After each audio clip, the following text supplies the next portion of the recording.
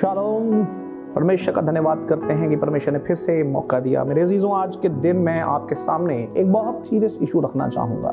बीते सालों में मैंने बहुत सारे लोगों को मेंटर किया, बहुत सारे लोगों को शिक्षा दी। उन्हीं में से बहुत सारे लोगों को देखकर मुझे बड़ा आश्चर्य हुआ। 4-4 साल, 5-5 साल, इवन कि 7-7 साल से भी वो प्रभु में थे, लेकिन बड़ी हैरानी की बात थी कि उनको यीशु मसीह के विषय में नहीं पता था। आज बहुत सारी मिनिस्ट्रीज हो सकती हैं जो अपने कार्य को उनके अकॉर्डिंगली जो कहते हैं कि बहुत सही कर रही हैं। प्रेज गॉड, बहुत अच्छा है, आप करते रहिए।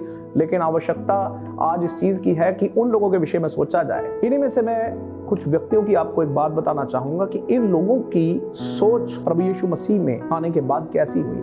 ये दूसरी जातियों में से निकलकर यीशु मसीह के पास आए, इन्होंने यीशु मसीह को एक्सेप्ट किया और यीशु मसीह को एक्सेप्ट करने के बाद इनकी थॉट प्रोसेस जो है वो ये है कि यीशु मसीह के पास आए हैं तो अब यीशु मसीह के पास आके प्रार्थना करो, वो कोई ना कोई जादू की छड़ी चलेगी और हमारा जो है काम हो जाएगा और हमें बस ब्लेसिंग मिलती जाएगी, मिलती जाएगी, मिलती जाएगी। मेरे अजीजों, इस प्रकार का वचन भी यदि बहुत सारे लोग सुना रहे हैं तो वो भी 100% गलत है, क्योंकि आपको ये समझना पड़ेगा कि आरंभिक कलीसिया ने मेरे अजीजों अपनी प्रॉपर्टीज को बेच कर भी उन्होंने सुसमाचार फैलाने में हेल्प की है। फिर यीशु मसीह के शिष्य के विषय में बात करेंगे। उसके प्रेरित ने, संत पौलुस ने तंबू बांध कर मेरे अजीजों अपना गुजारा भी किया। उसने बैठकर यूं ही बस टाइम पास करना बेस्ट नहीं समझा, लेकिन उसने तंबू बांधने का काम किया, कमाया, खाया, औरों को भी मेरे अजीजों उसमें से भाग दिया। तो फिर ये क्यों कर और कितना सही है यदि वचनों में से देखें तो मेरे अजीजों, आइए मैं आपको कुछ वचन दिखाना चाहूंगा। वो भी संसार के सबसे बुद्धिमान व्यक्ति के द्वारा लिखे हुए वचन है। नीति वचन उसका 14 अध्याय और उसके 23 वचन में लिखा है, परिश्रम से सदा लाभ होता है परंतु बकवाद करने से केवल घटती होती है। अब ये वचन मैं आपको इसलिए बता रहा हूं क्योंकि बहुत सारे लोग जो मुझे ऐसे मिले, वो लोग बकवाद करने में बहुत ही उम्दा थे लेकिन वो परिश्रम नहीं करना चाहते थे। उनका कहना था कि अब जब मैंने यीशु मसीह को अपना लिया है तो फिर अब प्रभु मेरे लिए कोई ना कोई मार्ग खोल देगा, अब प्रभु मेरे लिए कुछ ना कुछ कर देगा। इनमें से कुछ लोग तो मेरे अजीजों 12-12 बजे तक सोकर भी उठते नहीं थे और उनका कहना यह था कि प्रभु को मैंने जब अपना लिया है तो प्रभु मेरे लिए कोई ऐसा मार्ग खोलेगा जिसके द्वारा मैं कहीं ना कहीं आगे बढ़कर अपना काम जो है वो कर पाऊंगा। तो मेरे अजीजों, समझने की बात यह है कि वचन यहाँ पर बड़ी अद्भुत बात कहता है। नीति वचन के ही 20वें अध्याय में उसके 13वें वचन में यहाँ पर लिखा है कुछ इस प्रकार से, नींद से प्रति ना रख नहीं तो दरिद्र हो जाएगा, आंखें खोल तब तू रोटी से तृप्त होगा। सो मेरे अजीजों, ऐसा वचन परमेश्वर ने जब हमें दिया है, वो भी किसके द्वारा? The one who was wisest among all, वो जिसे ये वरदान मिला था उस व्यक्ति के द्वारा परमेश्वर ने हमें ये संदेश दिया कि भाई नींद से प्रेम मत रखना। और मेरे अजीजों, फिर क्या कारण था कि वो जिन्होंने परमेश्वर को पाया वो प्रति भोर उठकर भी परमेश्वर को पुकारते हैं और परमेश्वर से रोज की रोटी रोज मांगते हैं। क्या प्रभु यीशु मसीह का संदेश आप में से बहुतों को लगता है कि यीशु मसीह का संदेश आपको मेहनत करने से रोकता है? क्या यीशु मसीह का संदेश आपको किसी प्रकार के भी हार्डवर्क से रोक रहा है? सत्य तो यह है कि ऐसा नहीं है, क्योंकि नीति वचन 10 अध्याय उसके 5वें वचन में लिखा है कि कटनी के समय जो पुत्र खेत में जाकर कार्य करता है उससे हृदय प्रसन्न होता है, लेकिन जो घर पर सोता रहता है, कटनी के समय जो बैठा रहता है, वो मेरे अजीजों लज्जा का कारण है। That son is a disgraceful son for that person।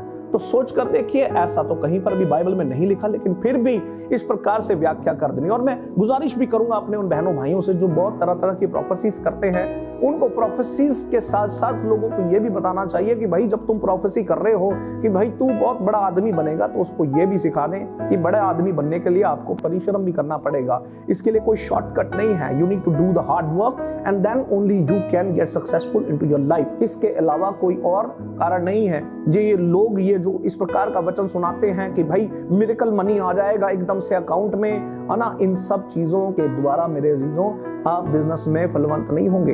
अपने आप को मूर्ख ना बनाएं, धोखा ना खाएं। जीवते परमेश्वर के हाथों में पड़ना बड़ी भयंकर बात। तो ऐसा क्यों कर सोचें और ऐसा क्यों कर करें? क्या ऐसा करने से हम दूसरों को भी गलत शिक्षा नहीं दे रहे? क्या ऐसा करने से हम अपने विश्वास की गलत परिभाषा नहीं लोगों को सुना रहे? मैंने बहुत सारे लोगों को देखा जो परिवार में से सिर्फ कुछ लोग जो हैं वो विश्वास में आए और बाकी के लोग नहीं आए। और ये लोग जो कुछ लोग आए थे, इनको ऐसी ऐसी प्रोफेसीज की गई और इसी प्रोफेसी के द्वारा कि भाई तेरा तो जीवन राजा के समान होगा, तेरे जीवन में ये होगा, तेरे जीवन में करोड़ों रुपए आ जाएंगे, ऐसा होगा वैसे होगा। और वो व्यक्ति हाथ पर हाथ धर के बैठा है और उस व्यक्ति को आगे बढ़ने से रोका जा रहा है, उस व्यक्ति को काम करने से रोका जा रहा है और उसे कहा जा रहा है कि तू बस चर्च के अंदर सेवकाई के काम कर, परमेश्वर तुझे बढ़ाएगा। तू चर्च के अंदर सेवकाई का काम कर, प्रभु तुझे बढ़ाएगा। Let me be very clear, आपका बिजनेस एक अलग चीज है, आपका परमेश्वर के साथ रिश्ता एक अलग चीज है।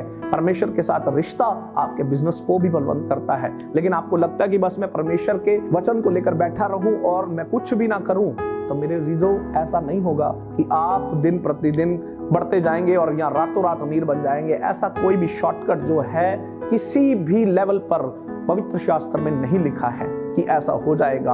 आप सोच कर देखिए, प्रभु के अलग अलग दासों ने अलग अलग रीति से परिश्रम किया है। नूह के विषय में सोचिए, कितने समय लगाकर उसने उस बोट को बनाया। यदि सुपरनैचुरल ही सब कुछ होना था तो मेरे अजीजों वो बोट 2 दिन में भी तैयार हो सकती थी। लेकिन पॉइंट ये है, आपने तो उसे 2 वर्सेस में जरूर पढ़ा, लेकिन उसे टाइम लगा बनने के लिए। आवश्यकता है कि इस प्रकार की व्यर्थ बातों की ओर ध्यान मत लगाएं। ऐसा करने से मेरे अजीजों आप अपने आप को किसी ना किसी खड्डे में गिरा हुआ पाएंगे और प्रभु से भी दूर पाएंगे। सो जो लोग ऐसी सी शिक्षाएं दे रहे हैं, उन लोगों से भी सचेत रहें, सतर्क रहें और प्रभु में ईमानदारी से कार्य करते हुए प्रभु की सेवकाई में बढ़ने की कोशिश करें, प्रभु के द्वारा दिए हुए इस आत्मिक जीवन में बढ़ने की कोशिश करें। सो प्रभु आपको आशीष दे। शालोम।